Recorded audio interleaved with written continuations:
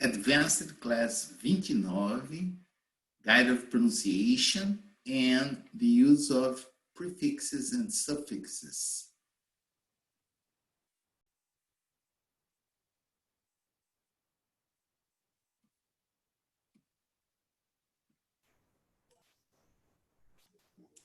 Hello again, guys.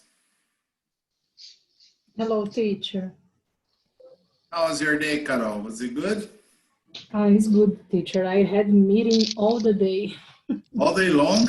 Yeah, it's terrible, but I survived. It's good. If you survive it, it's very good. It's good. Yes. Okay, everyone is here. Erika. Everything all right for your trip tomorrow, teacher? Yes, everything is all right. Okay, I just need to wake up at 4 o'clock in the morning in a few hours because now. Oh my gosh, teacher. It's almost there. One. There no one. Yeah, yes. Yeah, so I'll take just a nap and then I'll try to sleep on the plane. Oh my gosh. I sleep on the bus, I sleep on the plane, I sleep at the airport, I sleep everywhere else. That's all right. And teacher, I can see you. Where are you? I'm here, somewhere. Let me see if my camera is off. Can you see me now? Yes. Now yes. Yay. Hello, guys. Hello, Fabio. Hello. Maria Clara. Okay, anyway, is everyone here? Yes, Raquel is here too. Okay. Is this not here yet? So yesterday we were discussing something which probably some of the students have already seen, but as I told you, these lessons have been prepared on demand, okay? So you requested, I prepared. So I'm still expecting something from Carol, from Fabio, from Maria Clara, okay? Pablo already asked about, how can I say, prepositions? Isn't? Yeah, yes, I would like prepositions, yeah. I think Yes. Fabio asked it Yes, last Friday. I'm not sure. Last Friday. Preposition was amazing. but Yeah. I just talk about. Yeah, okay. Yeah. Maybe if you drop me a line, it would be easier for me to remember, you know, because sometimes, yes, we talk about lots of things, you know, and I just end up, I don't know. My memory is not as good as Claudia's, okay? but this is for, I need preposition also.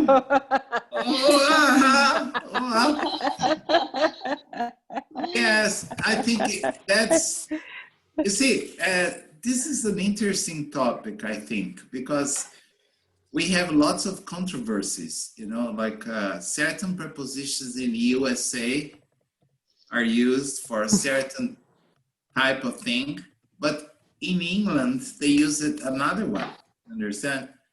So I can probably give you an American way of using it because that's where I grew up.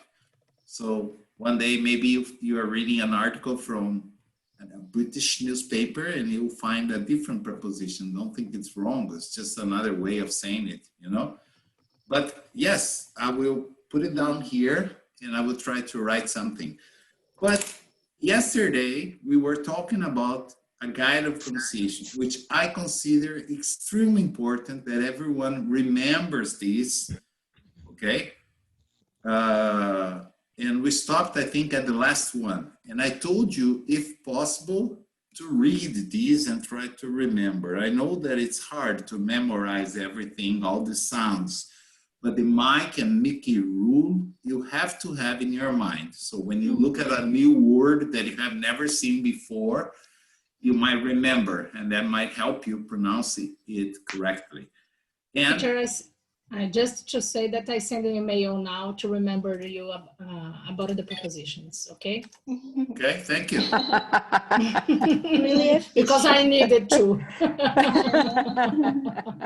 Thanks a lot, Carol. I think Yes. I just heard a bleep bleep. Okay, so I think it has Yeah. already arrived. Okay? Things are really fast nowadays, but I'll try to do something. Okay, I think I have an interesting way of explaining preposition because talking about it is not simple, but I think I have a way to do it. But anyway, I'd like to wrap up this topic, the guide of pronunciation, with a story that I created specifically for this. If you have already heard this story before, one day in your life, just listen again. If you have never heard, try to participate in the story, try to answer the questions I have. But I have to tell you in advance, if you think in Portuguese, you will always give me wrong answers. So in order to give me right answers, you have to think in English as I explained you, okay? So you need to keep in mind, you can even cheat if you want. You can keep the paper with you, okay? So you look there, if it's Mike, Mickey, or A and I, A and Y, E, blah, blah, I don't care. But listen to my story, okay? Oh. It's an interesting story. Can you see my screen? Yes. Yes. Yep. So, all the stories, all the fairy tales, they always start with once upon a time, okay? So, I couldn't be different. Once upon a time, there was a Mineirinho.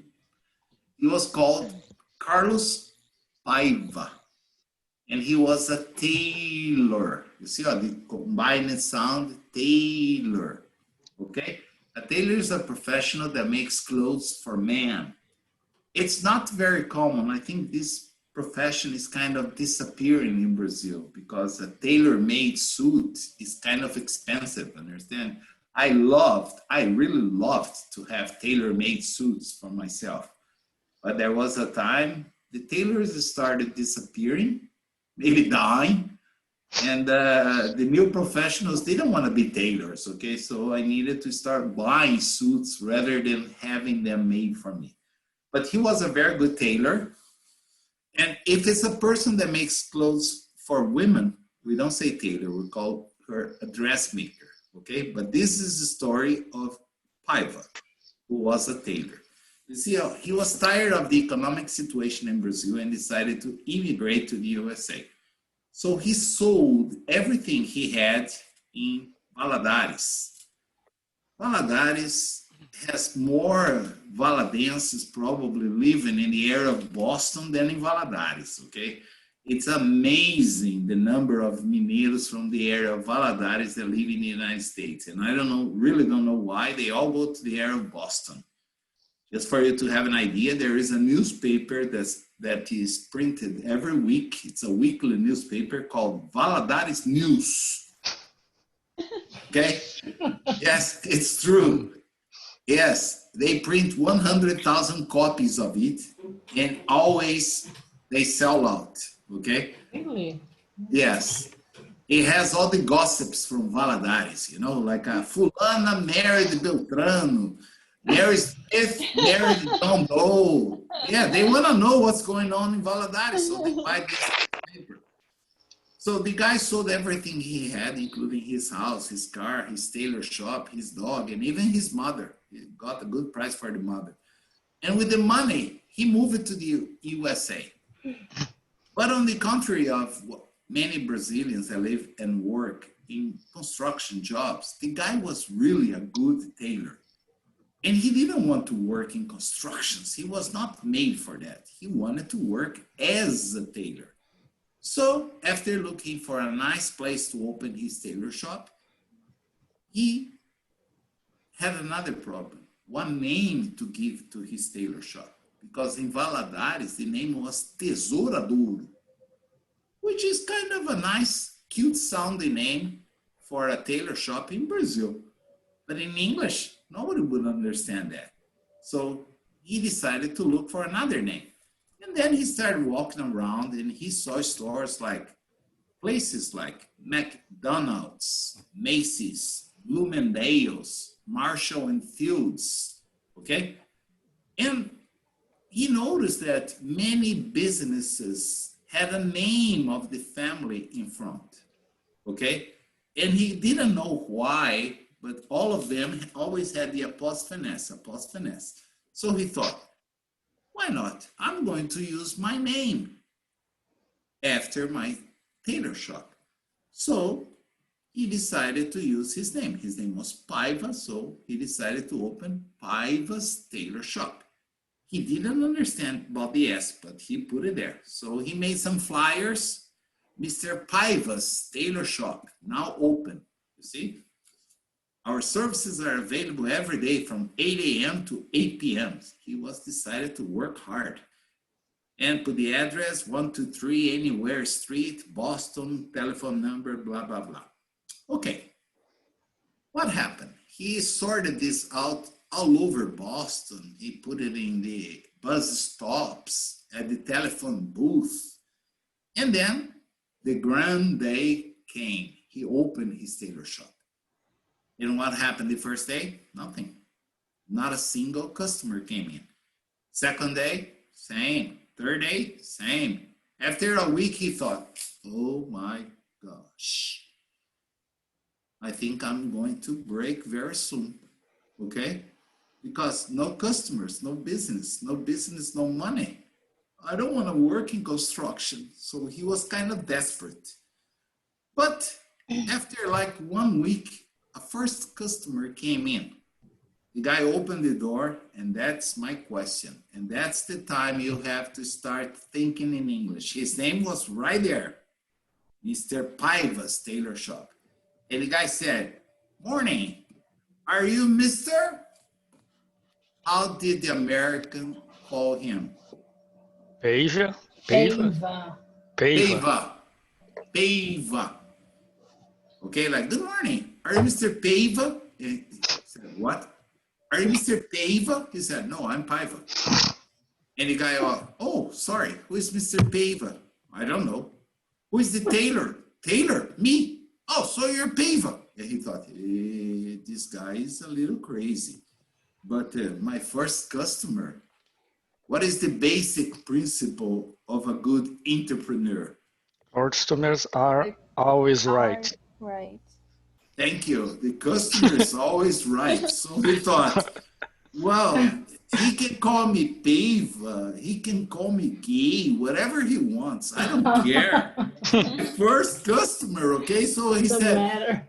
Yeah, it doesn't matter. He said, okay, me, Paiva, can I help you? And the guy, oh, yeah, I need a jacket. Oh, yeah, jacket. Okay. So he measured up the guy and said, tomorrow ready, okay? Okay. And then he worked very hard to make the tailor-made jacket for the guy. The next day, the guy went there, tried on the jacket, was perfect. So the guy loved, paid him, and he, thank God, my first greens, understand? And he was very happy. After a few minutes, another customer came in and said, hi, are you Mr. Paiva? And he thought, well, I think that crazy guy that came here recommended me, okay, because my name is Paiva, but the guy called me Paiva, so probably was a recommendation. You know, in marketing, the best marketing is always the word of mouth, okay? So he said, probably the guy spoke highly of me and he sent me another customer. He said, yeah, I'm Paiva. Can I help you? Yeah, I need a pair of pants. Oh, okay, so same thing. Delivered, received, was very happy, and things started growing, slowly but growing, always growing. And he thought it was kind of strange. People only call him Paiva, but he was making money, so he was happy. Okay? Anyway, Time passed. After 1 year of successful business, he still could not understand why the Americans only call him Pava. But he was going to work and he saw one of his old signs, flyers, Mr. Paiva. He thought, no, they only call me Pava. I think it's about time to accept my American name. Paiva was in Brazil. Now I'm Pava. And then what did he do? He changed the flyer. He changed the name. He changed it to Mr. Pava's Tailor Shop. You see, so he used the same exact flyer, but he changed to Mr. Pava's. And he sorted out all over the city again. Same address, same telephone number, everything, but with the new American name, Mr. Pava's. And then what happened? To his surprise, the next day, the first customer that came in said, "Morning, are you Mr.?" Eva. Where is the smile? Where is the smile? I didn't see the smile, Fabio. Are you Mr. Piva? Eva. And he said, "I beg your pardon? Are you Mr. Piva?" He said, "No, sir, I'm Mr. Piva." And the guy said, "Who is Piva?" He said, "I don't know." "Oh, who is the tailor?" "Tailor, that's me." "Oh, so you're Piva." He said, "No, I'm Piva." But then he thought again, the customer is, of course, always right. And then he told the guy, "Okay, no, not a problem at all. Me, Piva, what can I do for you?" And the guy said, "Oh, I need a suit for a wedding tomorrow." "Oh, a suit, okay." So he measured up the guy, worked hard, made a perfect tailor-made suit for the guy, right? Excellent. And then a couple of days later, another guy came in. "Hi, are you Mr. Piva?" And he thought, that crazy guy recommended me. Okay, yeah, okay, no problem. "Yes, I'm Piva. What can I do for you?" "Oh, I need a jacket." "Okay, that's easy." Shoot, shoot, shoot, boom, boom, delivered. And he started making more and more money. Every day, Mr. Piva, Mr. Piva, Mr. Piva, Mr. Piva. And he was totally puzzled because when the name was Paiva, people called him Pava. When he decided to accept that his new American name was Pava, they started calling him Piva. But he thought, that's all right. They can call me whatever they want. They are paying me in greens. So that's okay. I'm happy with whatever they call me. I don't care. But anyway, 2 years passed by, continuing the story. And he was walking and he saw one of the flyers hanging in like a bus stop, Mr. Pava's Tailor Shop. And he said, "Well, nobody calls me Pava anymore. Now, for some reason, they only call me Piva. So why am I going to keep the name Pava?" He decided to change again to his, let's say, his third American name. And then he made new flyers to sort them out with the name Mr. Piva's Tailor Shop. Okay? And then what happened? The next morning when he opened the shop, the first customer that came in said what? "Morning, are you Mr.?" Paiva. Five. Five. Exactly. And he was, "What? Are you Mr. Paiva?" He said, "Yes, that's me." Okay? So what I'm trying to tell you guys is that you're learning another language. As long as you keep thinking in Portuguese, the chances of success are zero. Unfortunately, you have to think in the language you're trying to learn. Sometimes certain things don't make sense. But if that's how it is, that's how it is. Understand? I can tell you from my own experience that for many years, and when I say many years, I'm talking about maybe 5 years, I would always write to my father in Brazil, asking him to send me some extra money because I was crazy about buying a new product that came out in the late 70s in the United States. It was a microwave Oven. oven. Oven. And my father said, but why do you need money to buy this? And I would try to convince him, Father, it's amazing. My friends cook an egg for breakfast in 30 seconds. I spend like 5 minutes or more. It's not expensive. Please send me some extra money. And my father, but what the heck is this? And it's interesting because in my mind, of course, I could understand micro, I could understand wave, okay, because I studied this in physics. And of course, I could understand the word oven. But together, they didn't make any sense to me. So why they didn't make sense? Because they did not exist in Brazil. Understand? So how could I imagine something that did not exist in Brazil? And I would always explain to my father, Father, it's like a rectangular thing where you put things inside, you put like bread, ham, and cheese, and in 15 seconds, the cheese melts out. It's fantastic. And my father, after 2 months, no, because all our communication was by letter. There was no internet. So it would take 1 month for the letter to arrive here, 1 month to get a reply. And my father would say, so it's an oven. And then I would, no, Father, it's not an oven because the plate never gets hot. And in a regular oven, if you put the plate, it gets hot. In the microwave, no. So my mind could not think about an equivalent in Portuguese. I was totally blocked. Okay, my father gave me the money. I bought a microwave oven. Okay. I didn't take it back to Brazil because it was too big, but it was okay. I used it for a couple of years. When I returned to Brazil, once I went to São Paulo with my father, and we were walking around, and there was a big store there. At the time, it was mapping, I think. It doesn't exist anymore. It bankrupt. But at the window, there was a new launching Forno de Micro-Ondas. And when I look at that, I said, I don't believe it. You see, it was the exact translation, microwave oven. And I told my father, look, that is the microwave oven that I told you so many times. And my father looked at me and said, that's an oven, you see? But how could I imagine something that did not exist in Brazil? That's why learning a language is more than just reading, pronouncing. It's absorbing the language, understand?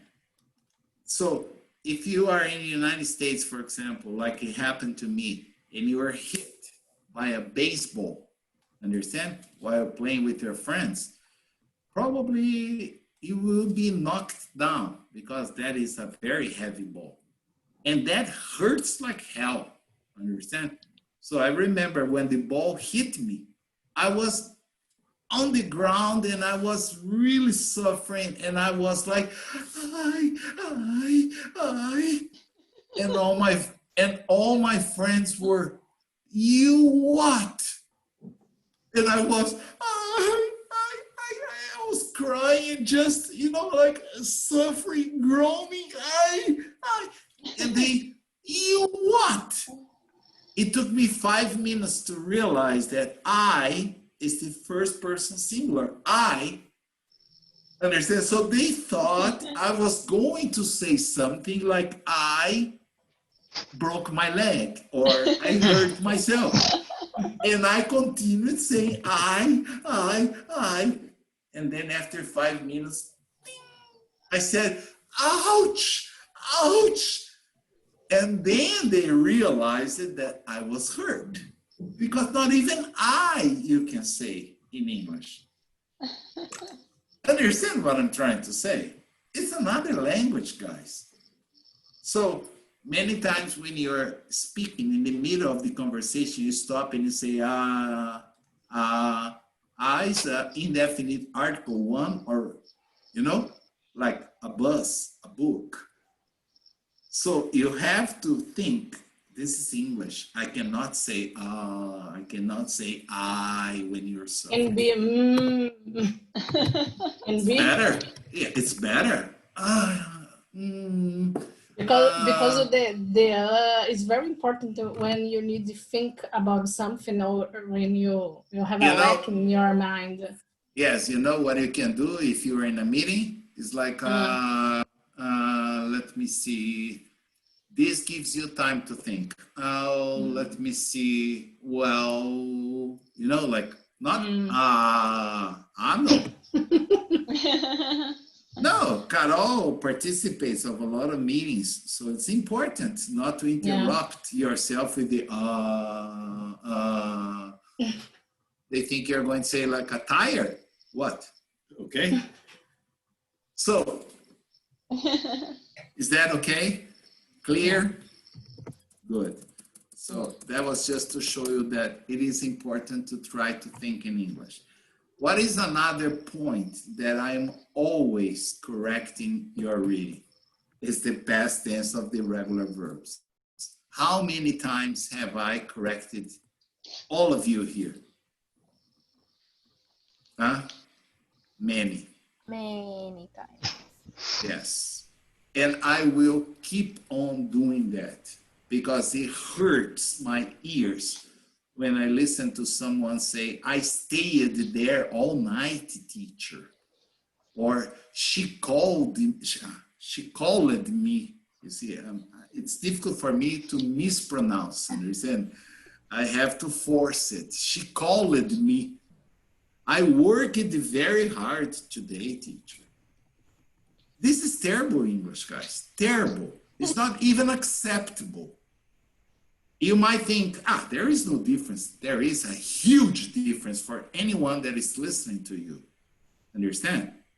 So please remember, it has only 3 sounds. And you practically only need to memorize 2 things because the other you just take for granted. It's always the same. So what do you need to remember? Only these are. If the verb ends in a final sound, D or T, you're going to add the ED and you will pronounce ED as a separate syllable. Don't even pronounce it together, like needed. No, it's I need it. I want it. It started, okay? So it's really like a separate syllable. I need it. I want it. But can I say I wanted? That's another thing. But the pronunciation is I want it. It started, okay? So that's it. D and T. Now, the problem, here it's okay because here you do pronounce the ED. But the problem is number 2. Number 2 is the worst. And this is the one that really hurts. I'm going to put it in the next page.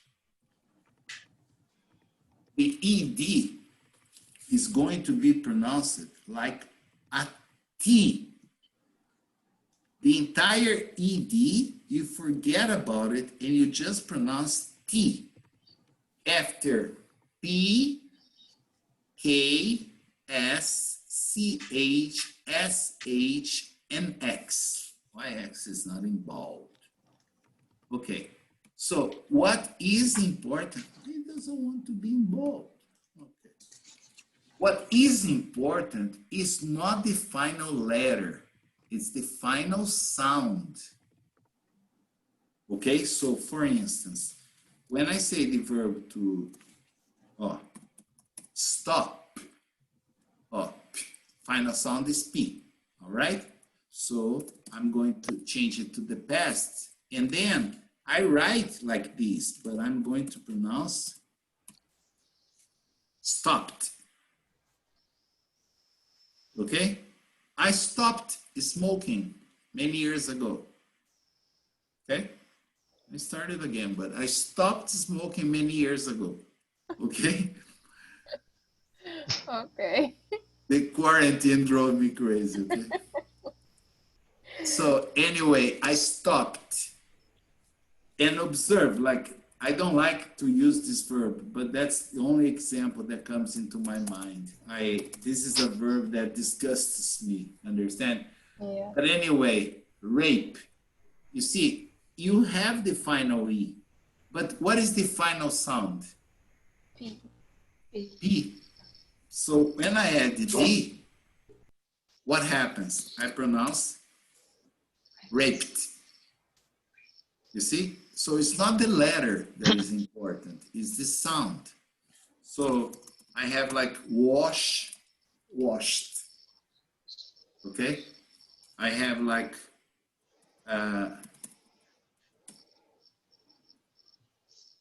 missed. You can say, oh, teacher, but there is another word in English that is mist, that is similar to fog. Yes, there is another word in English that is mist, okay? Very popular in England, very common in England. You get up in the morning and you can't see anything because there is a fog, there is a mist covering everything. But if you say, oh, I missed you, I missed you, of course it's not going to be the fog. It's going to be this one. You understand by the context, not by the word itself. Understand? So every time I ask you to do something, I always say finished, finished, not finished. That doesn't exist. So what I always say is, please try to memorize number 1 and number 2. Why? Because all the other verbs, without exception, you pronounce only the. Forget about the E, okay? All the other verbs without exceptions. M, N, B, G, V, L, after all the vowel sounds, okay? For example, the verb to fill. I don't say filled, I say filled. Okay, I filled up the tank yesterday. I don't know what's happening. I'm already running out of gas. Well, fill it up again. Okay, so filled. Do you guys remember that classical song recorded by Steve Wonder? I just called. Okay, he never said, I just called to say I love you. Okay, if you listen to a song and the guy says, I just called it, you can be sure it's a cover. It's not the original one. Understand? Because Steve Wonder would never say call it, because I have a call, ends in L, I pronounce only called. So, how many times have you yourself said, I played, or I stayed? That doesn't exist, I'm sorry to tell you, but stay, okay, is a vowel sound. So, I say, stayed. Stayed.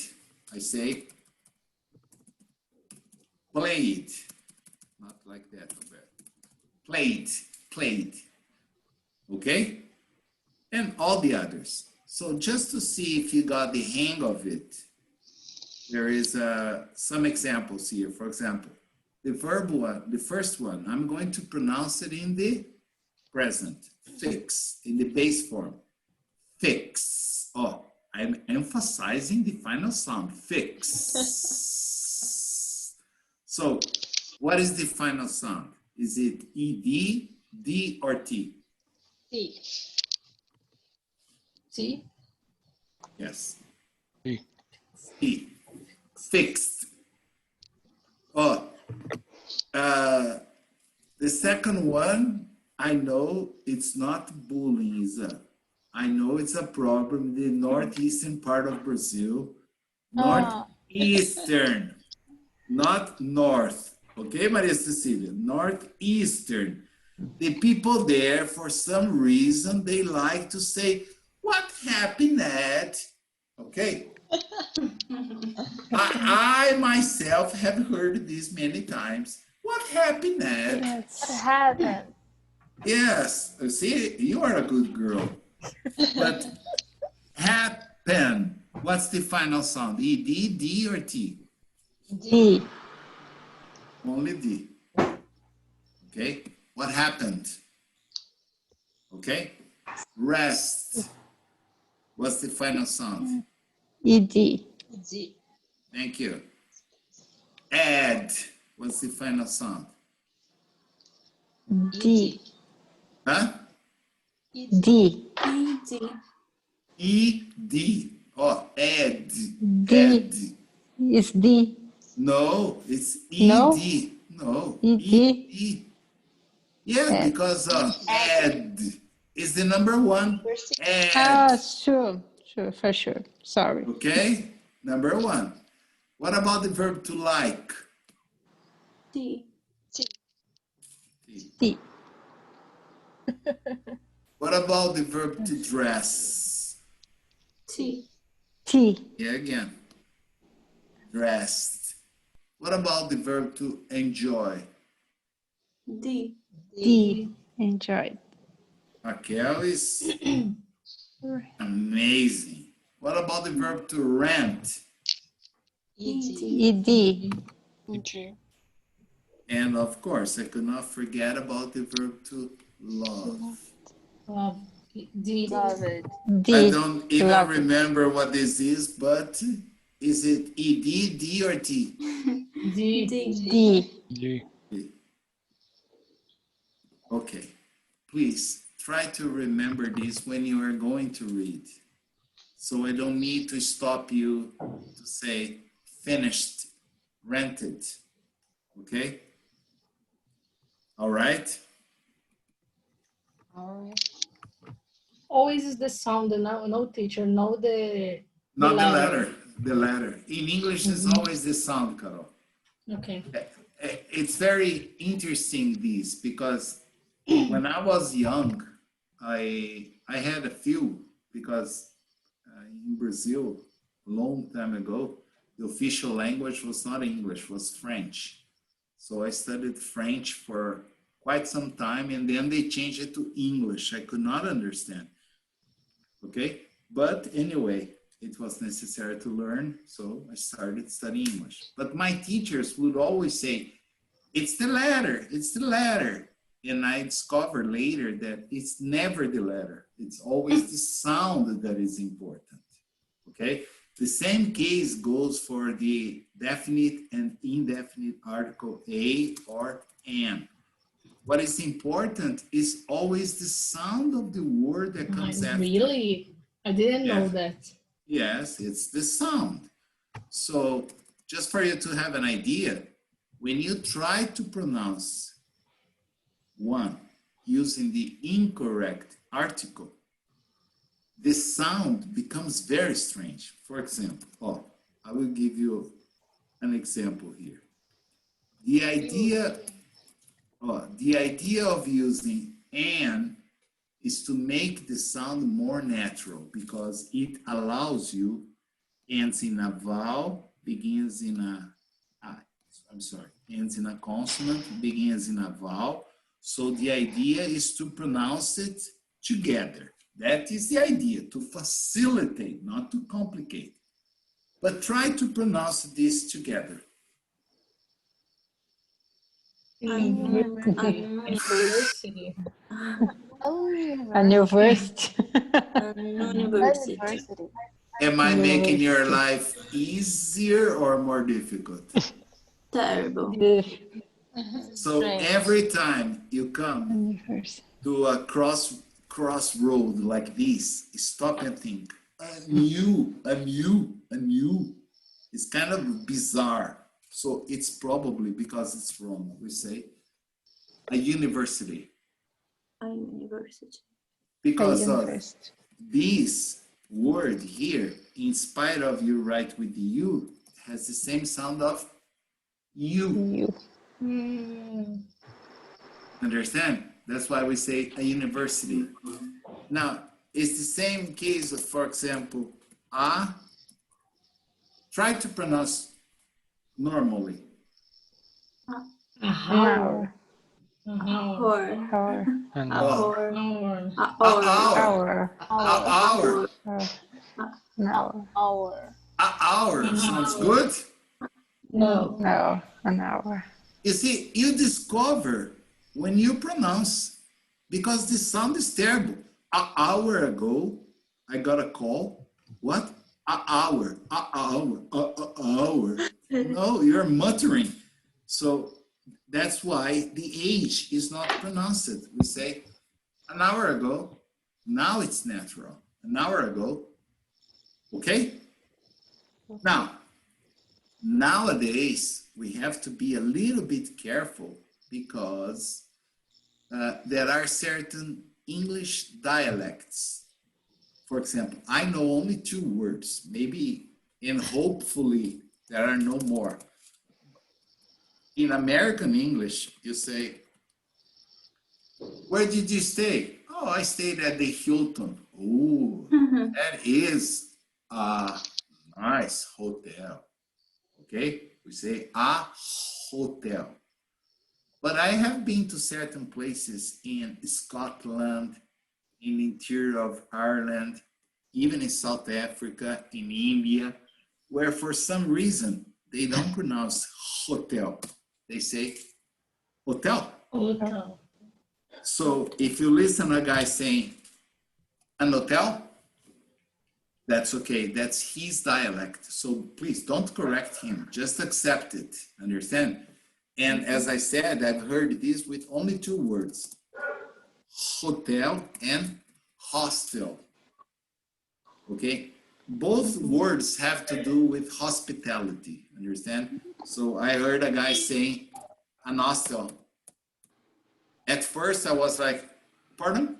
Oh, there is an hostel on this street. And I was, okay, I see. An hostel. So of course it was a hostel. But in his dialect, in his accent, he didn't pronounce the H. Okay? So it's always the letter that matters. That goes for the verbs, that goes for the indefinite articles, and so on. Okay? Okay. Excellent. So, I think it was Maria Eduardo that asked me to talk. Good teacher. Okay. That asked me to talk about the use of prefixes and suffixes. I'm always correcting your pronunciation because sometimes you see a long word and you try to pronounce it, and then the result is always catastrophic. So before we go into this topic, what I want to remind you is you can always break, and remember to break your pronunciation at any prefix or any suffix that you have. Look always for the root word. For example, I have the word hope. Okay? Hope. Hope can be a verb, but it can also be a noun. There is no hope. So, to hope, I can add, for example, full, when I want to say that the first word, the root word, has a lot of. That's the idea of full. Like, it's hopeful. That means a lot of hope. Okay? Well, the same way I form the words with hope, I form the opposite with less. That means without the meaning of the root word. It's the opposite. So if I say something is hopeless, that means there is no chance. It's hopeless. But observe my pronunciation. Hopeless. Hopeless. Understand? And if I want to keep on, I can go on and on. I have a noun, by adding full or less, I form an adjective. And if I get an adjective and I add ly, I change the adjective into an adverb. Adverb. So we have the adverb hopelessly. Oh, hopelessly. If you try to say hopelessly, it's more difficult. You're making your life more difficult. It's hopelessly. Oh, hopelessly. Okay? Lovely. Can you understand this, Claudia? Yes, I can. Good. Oh, teacher, Yes, Isa. I'm not good with rules, you know that. But when you put L, Y, Why? Y, it's You turned see, to if you were Mineira, you would never forget this. it's Y? Of course. Okay. That's the Mineiro's letter, okay? Okay. In the United turned- States, there is one state that is filled with Mineiros. That is the Mineiros state. Do you know what's the name of the state? No. Wyoming. What? Picture, it's terrible. It's what? Wyoming. Okay. It's true. It's real. Oh, it's Y. I think it's like this. Wyoming. Okay? Wyoming. Okay? The Mineiros say this all the time. Like you say, oh, mulher. They say Wyoming. Wyoming. Okay? Wyoming. That's the Mineiros state. Okay. Yes. What happens? What's your question? When you add ly, It's turned to an adverb? theoretically speaking, yes. If you have an adjective and you add ly. But you have to be very careful because there are many adjectives that end in ly. For example, elderly, Yeah. elderly, okay? Early. Yeah, but early can be an adverb and an adjective without any alteration. Mm-hmm. That's one of the few exceptions. But we say, for example, Clearly. clearly is an adverb, comes from clear. Yeah. Clear, clearly, okay? Elder, like your dog is very friendly. That's not an adverb, that's an adjective, okay? So yeah, it's better not to generalize. What you can do is, for example, if I remove the ly, I have the word friend. Friend is an adjective or a noun. No, What? it's a noun, no? It's a noun, understand? So if I add ly, it doesn't change a noun to an adverb. An adverb only changes from an adjective, understand? Okay. Okay? So, Kind of. It's because yeah. I'm really bad with these rules. It's hard yeah, to but memorize. yeah, unfortunately, I wish there were an easier way to explain, but it's like when I remove the ly, I don't have an adjective. So the word with ly is just like when you have, for example, rain, okay? Rain is not an adjective, it's a noun. If I want to change into an adjective, I say rainy. Rainy days and Mondays always make me sad. Rainy is an adjective. Yes, like sun, Okay. say sunny. Sunny. Windy, we say windy, okay? Like fog, we say foggy. So by adding y to a noun, I change the noun into an adjective, okay? Thank you. But anyway, all the information that you need is here. Just to finish this, okay? Erika, can you read this for us, just to finish this? Yes. You can stop here at the jargon heavy. Okay. Many verbs in the English language. Many verbs in the English language can easily be converted into nouns with the addition of suffixes. You can also change certain verbs to nouns depending on the context of a sentence. Sometimes using the noun form of a verb can sound clunky and jargon heavy. Yeah, that means weird, bizarre, understand? Bizarre, okay. Funky Yes. is a bizarre. Yeah, very strange, okay? Can sound funky, okay? Like what? But it's possible, okay? Or jargon heavy, heavy the jargon, okay? Fabio, can you read the next part? Use your discretion, or discretion, not discretion, discreet. Or vowel, consonant, vowel, discretion. Use your discretion when change verbs to nouns to keep your writing clear and concise. Concise. Concise. While it can be a little trick to change around words, especially if you are not a native speaker.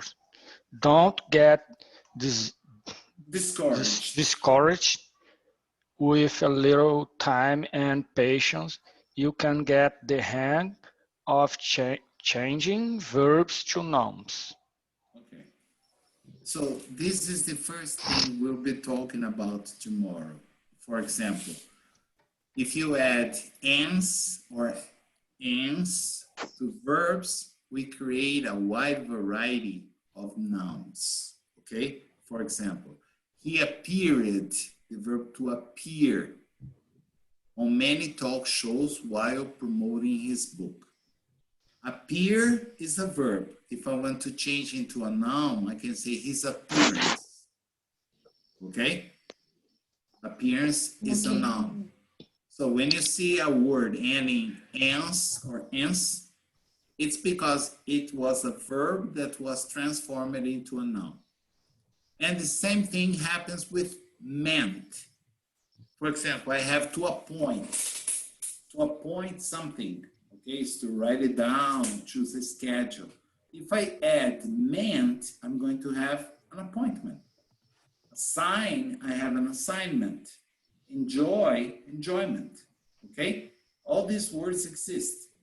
So we'll come back to this point tomorrow where we'll see more details this part, okay? I hope you have a wonderful evening, and I'll see you guys tomorrow at the same time, okay? Thank you, teacher. Have a good night. See you tomorrow. Have a good night. Bye-bye. Thank you. Bye-bye. Bye-bye. See you tomorrow. See you. Good trip, teacher. Thanks. Bye-bye.